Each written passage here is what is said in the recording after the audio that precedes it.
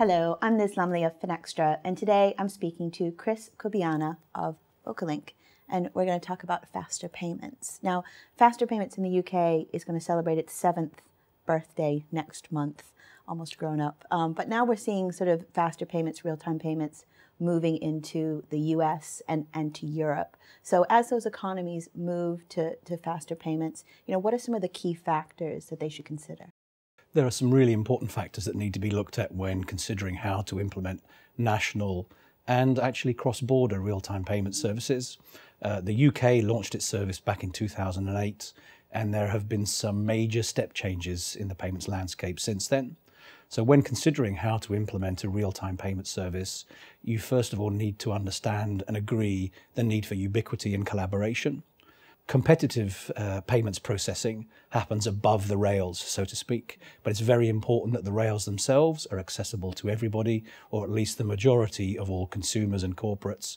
Otherwise, it's very hard to launch services which are favoured by the consumer and usable by the corporate. Secondly, I think in this day and age, you also have to consider interoperability. It's no longer enough to implement a real-time payment service in your nation. If you look at Europe, it's going to be cross-border, it's going to be a SEPA service. If you look at some of the Middle Eastern initiatives, they certainly are looking at cross-border payments. And I think the consumer now actually demands literally to be able to pay anytime and anywhere, not just in their own country, but they want to be able to use real-time payments, and they want to be able to use their mobile to pay when they're abroad, when they're on holiday, when they're on business. And you need to take that into consideration. You need to be very careful about how you consider support for payment channels. Clearly, mobile has come a long way since faster payments launched in the UK, and we recently launched a successful pay-in service which enabled mobile payments from consumer to consumer in real time. And it's one of those situations where, again, the consumer is really leading in terms of their expectations.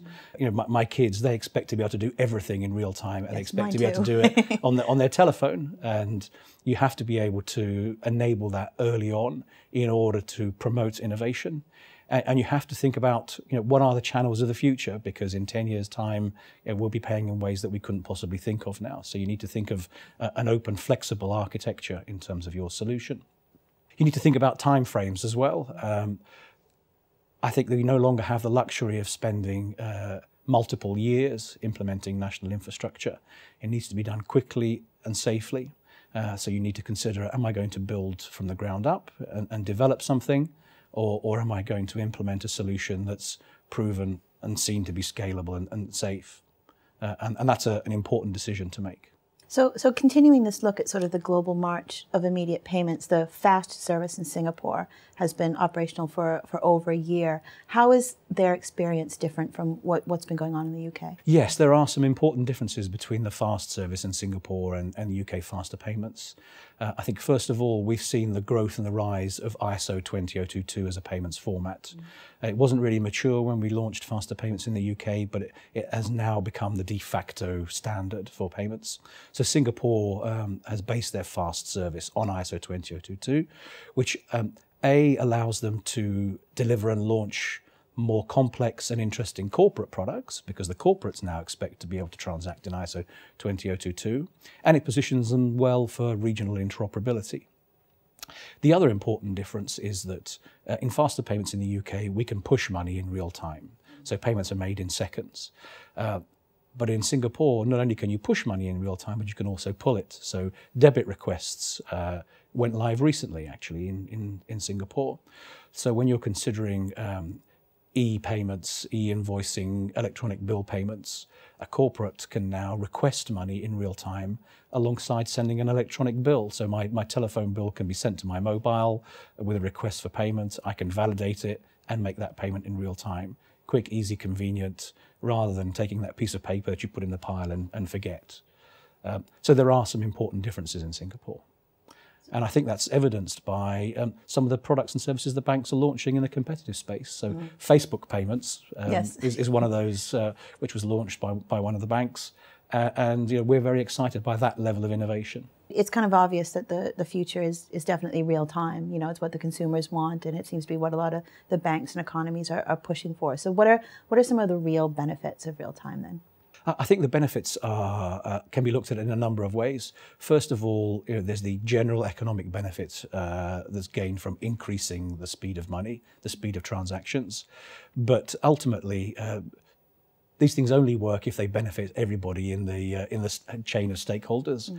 So the consumer needs to want to use the products, and I think in the long term, not only mobile but watches and whatever the next big thing that comes along is going to be will be used as channels to transact. I think governments will realise the benefits of real-time payments, not only in terms of how they make their payments, but in terms of real-time decisioning that goes along with payments. So how much is this pension that I should be paying? How much is this benefit that I should be paying? How can I make an emergency payment? So data can be analysed in real time and decisions made in real time, and then payments made based on that analysis. Corporates will expect to transact in real time cross borders.